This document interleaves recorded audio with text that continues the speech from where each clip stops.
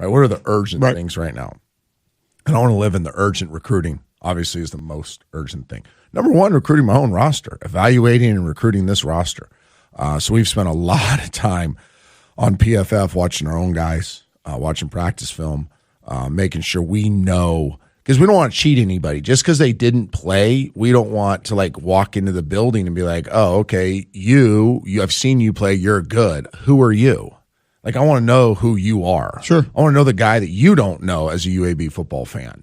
I want to watch this. So we've watched their high school film. We basically re-recruited them, right? So we're watching huddle film from 4 years ago of guys on a roster, 3 years ago, guy on a roster, any practice film we can get a hold of.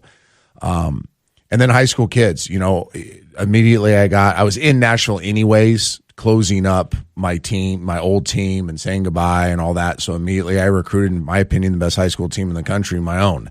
So immediately started recruiting my team, the 9 guys that I think would be difference makers in this program. Then, we played against some really good players in Nashville, so went and talked to them. It was weird when you walk into a building where you beat people 70-0, and it was all awkward. But good kids, future, and we'll get into this, guys I think in future, they have the traits to play in the NFL one day.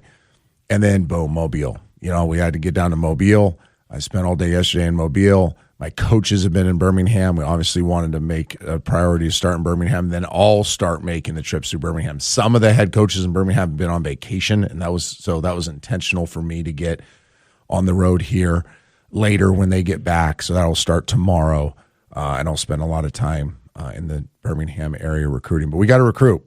It's the most important thing that happens in the building. You're recruiting personnel all the time, where there's coaches, prospects, trying to keep your, retention's a big deal when you're good, and we plan on being good. So retention is a big deal. So you're always recruiting your own people. So that's kind of been the priority.